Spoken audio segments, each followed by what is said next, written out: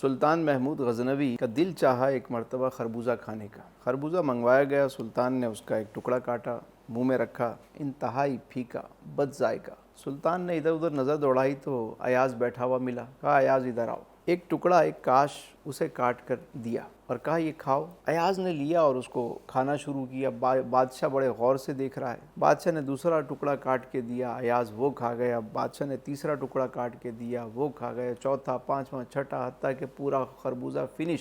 بادشاہ غور سے دیکھتا رہا۔ جب خربوزہ ختم ہوا تو اس نے پوچھا ایاز ایک بات بتاؤ، کیا یہ خربوزہ پھیکا نہیں تھا؟ کہا جی پھیکا تھا۔ بد ذائقہ نہیں تھا؟ بد ذائقہ تھا۔ لیکن اسے کھاتے ہوئے تمہارے چہرے پہ کوئی تبدیلی نہیں آئی، کوئی تغیر نہیں آیا، تم تو ایسے مزے سے کھا رہے ہو جیسے کوئی یہ خربوزہ بہت میٹھا شیریں ہو۔ ایاز نے جو جواب دیا نا وہ سننے والا، ایاز نے کہا بادشاہ سلامت، جب میں نے منہ میں یہ خربوزے کا ٹکڑا رکھا تو دل چاہا کہ پھینک دوں، تھوک دوں، اگل دوں، لیکن مجھے فوراً یہ خیال آیا، ارے یہ تو بادشاہ کے وہ ہاتھ ہیں، یہ تو وہ دستے مبارک ہیں کہ کبھی ان ہاتھوں سے مجھے ہیرے ملے، جواہرات ملے، طرح طرح کی نعمتیں ملیں۔ اس وقت تو میں نے منہ نہیں بنایا، اس وقت تو میرے چہرے کا رنگ نہیں بدلا، کوئی تغیر اس وقت نہیں آیا۔ آج جب ان ہاتھوں سے پھیکا اور بد مزہ خربوزہ ملا ہے تو میں کیا اسے پھینک دوں؟ میری غیرت نے یہ گوارا نہیں کیا۔ بادشاہ سلامت میں مزے لے لے کر پورا خربوزہ کھاتا رہا۔ دوستو، اس واقعے سے ہمیں یہ بات سیکھنے کو ملی کہ جب اللہ کی نعمتیں ہم پر برستی ہیں نا،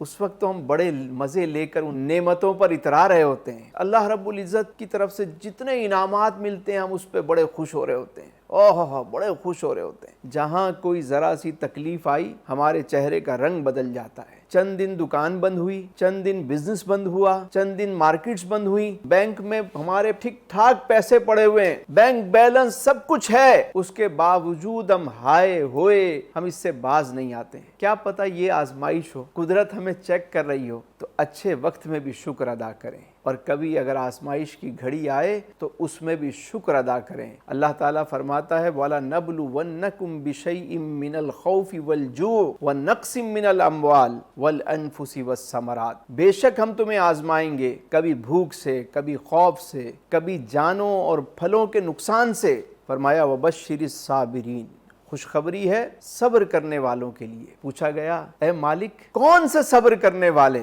فرمایا الذین اذا اصابتہم مصیبہ، کہ جب ان پر کوئی پریشانی آتی ہے تو وہ واویلا نہیں کرتے، گریباں چاک نہیں کرتے، شور نہیں مچاتے، بلکہ کیا کرتے ہیں؟ فرمایا قالوا انا للہ و انا الیہ راجعون، ہم اللہ ہی کے ہیں اور اسی کی طرف ہمیں لوٹنا ہے۔ اولئک علیہم صلوات من ربہم ورحمہ واولئک ھم المہتدون، یہی وہ لوگ ہیں کہ ان پر ان کے رب کی طرف سے رحمت ہے اور یہی ہدایت یافتہ لوگ ہیں۔